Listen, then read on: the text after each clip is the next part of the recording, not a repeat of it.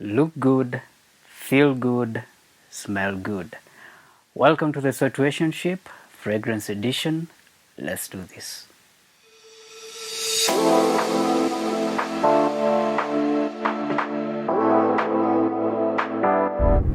Hey, you're new to our channel?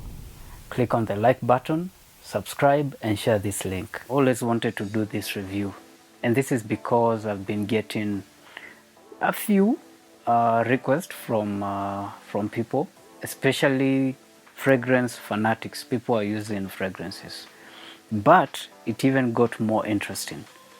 I got two people living with hyperhidrosis who asked, they made a request.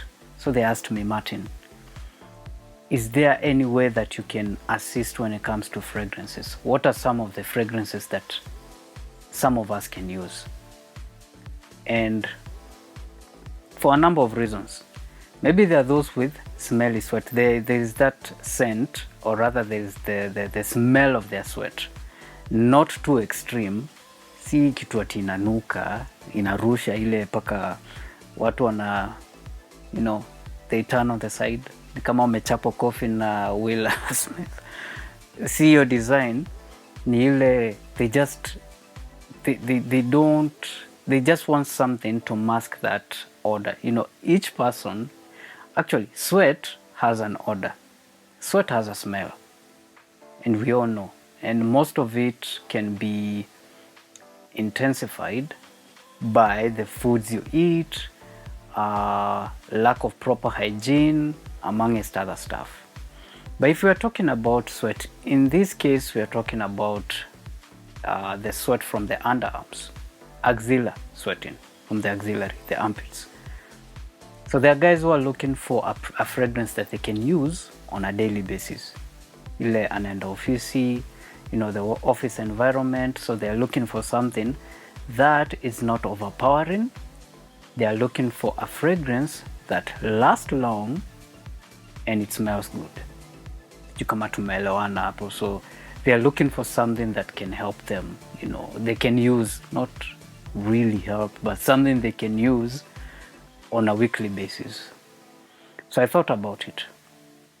And whenever we're having those conversations, I always tend to break it down into the type of fragrances, the purpose, the do's, the don'ts, and when to wear a fragrance. For instance, you cannot, the fragrance that you wear in the office is not the same fragrance you will wear when you're going out for a party. Ukienda sherehe. Fragrance ya sherehe na ya ofisi is the same.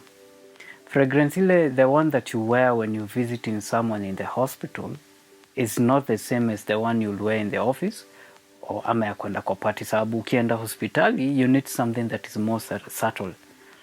You need a fragrance that is more mild. Si kitu strong. We cannot wear a strong cologne and go to the hospital. It's going to be very uncomfortable and disturbing. So you need something that is more subtle. The same way you need a fragrance when you're about to kill that meeting. Not that important meeting you have. There is that deal you want to close.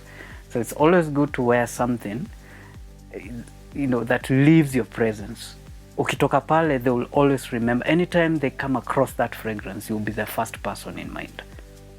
There was so and so, it invokes thinking. So wanaanzaga kujiuliza, hii fragrance ni very familiar. Where did I come across this? I smelled it where? Where did I come across this fragrance? So it's always important to make sure that you understand the purpose as to why you may want to use a fragrance. Trust me, you're going to love this. Ooh, wee baby.